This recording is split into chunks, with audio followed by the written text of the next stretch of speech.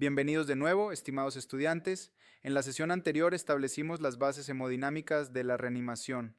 Hoy, en esta segunda clase del contenido 2, vamos a abordar dos pilares que suelen estar llenos de mitos y errores mortales: el manejo de la vía aérea y la desfibrilación eléctrica. Vamos a analizar por qué la ventilación con bolsa, válvula, mascarilla puede ser un arma de doble filo y cómo la física moderna de la desfibrilación ha cambiado las reglas del juego. Empecemos con la vía aérea. Cuando un paciente pierde la conciencia con un Glasgow menor a 8, la gravedad y la pérdida del tono muscular juegan en nuestra contra. No es que se trague la lengua, como dice la gente comúnmente. Lo que ocurre anatómicamente es un colapso de los tejidos blandos de la faringe y el desplazamiento posterior de la lengua y la epiglotis, que ocluyen la hipofaringe. Sin corregir esto, sus compresiones torácicas son inútiles porque la sangre circulará sin oxígeno. Tenemos maniobras manuales básicas como la inclinación de la cabeza y elevación del mentón, que tensa los músculos anteriores del cuello y levanta la epiglotis. Pero cuidado con los errores. Si presionan los tejidos blandos bajo el mentón en lugar del hueso, pueden empujar la lengua hacia atrás y empeorar la obstrucción. En casos de trauma, usamos la tracción mandibular. Y aquí quiero ser muy claro con la evidencia actual y el COR 2025. La tracción mandibular es difícil. Si no logran abrir la vía aérea con ella, la prioridad de oxigenación supera el riesgo teórico de lesión medular.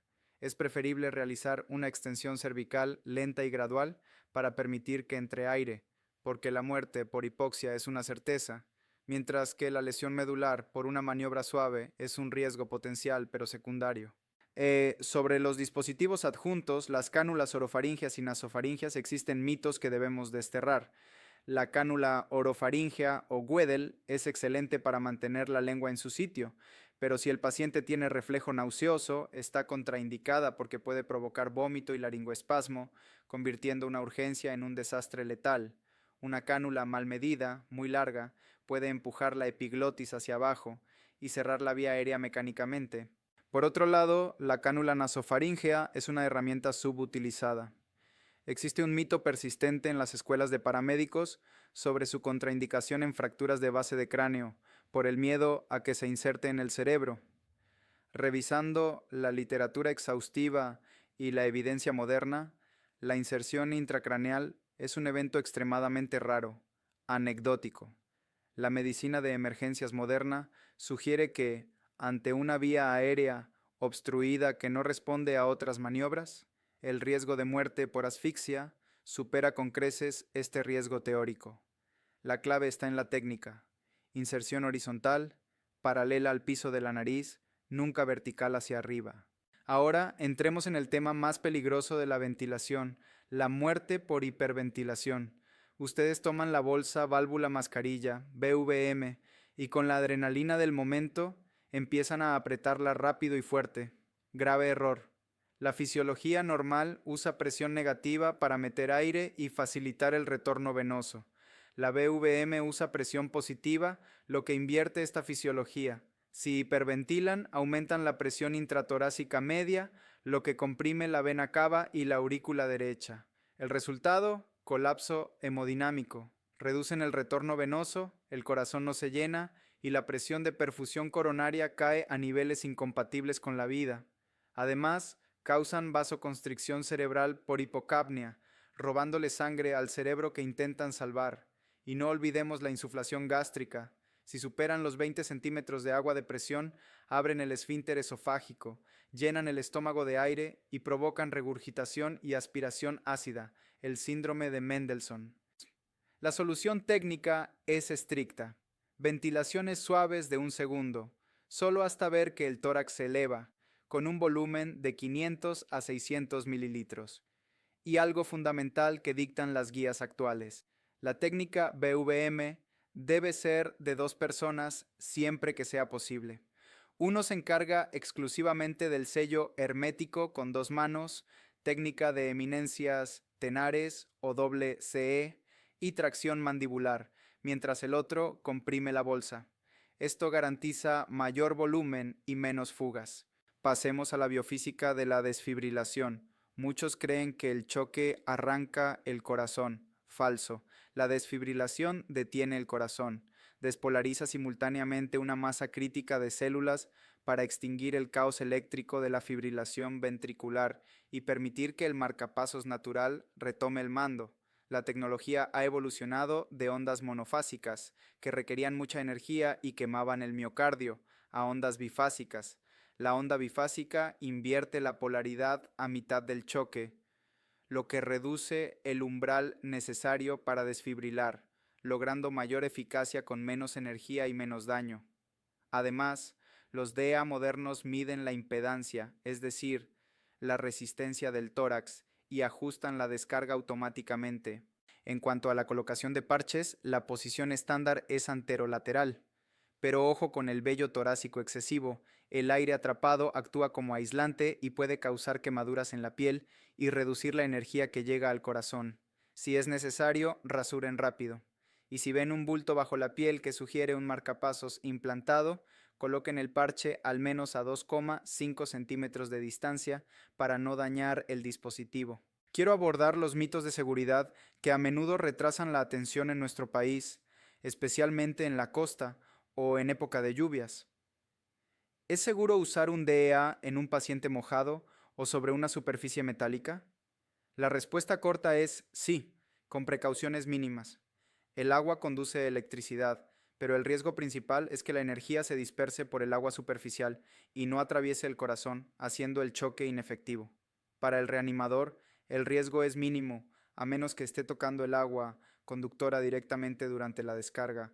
Lo correcto es sacar al paciente del charco y secar el tórax antes de pegar los parches. En cuanto al metal, las superficies metálicas no son un peligro para el reanimador, siempre que los parches no toquen el metal y nadie toque al paciente. No pierdan tiempo moviendo al paciente de una rejilla industrial o una escalera mecánica. Desfibrilen ahí mismo.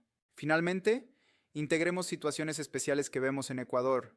En una gestante de más de 20 semanas en paro cardíaco, el útero comprime la vena cava inferior y la aorta si está boca arriba, reduciendo el retorno venoso un 30%. Las compresiones no servirán de nada si no hay sangre que bombear. La intervención crítica aquí es el desplazamiento uterino lateral izquierdo manual. Un segundo reanimador debe empujar el útero hacia la izquierda mientras se comprime. No inclinen toda la tabla, porque la gravedad hará que las compresiones sean inefectivas. Muevan el útero manualmente. Y en el contexto de sobredosis de opioides, que empieza a ser una preocupación global, recuerden la prioridad. Si el paciente no tiene pulso, la prioridad es la RCP y el DEA, no la naloxona. La naloxona se administra simultáneamente si es posible, pero nunca retrasen las compresiones para buscar el fármaco. En estos minutos finales de nuestra segunda sesión, vamos a profundizar en la neurofisiología de la vía aérea y en situaciones especiales que cada vez son más frecuentes en nuestro medio. Hablemos claro sobre la cánula orofaringia y por qué su uso incorrecto puede ser letal. No se trata solo de que el paciente tenga arcadas. La presencia del reflejo nauseoso indica la integridad del noveno par craneal, el nervio glosofaringio. Si ustedes introducen una cánula en un paciente que está semiconsciente, por ejemplo, alguien que está saliendo de una crisis convulsiva o un borracho en la vía pública, van a estimular este nervio. La respuesta fisiológica no es solo el vómito, es el laringoespasmo. Las cuerdas vocales se cierran herméticamente como mecanismo de defensa.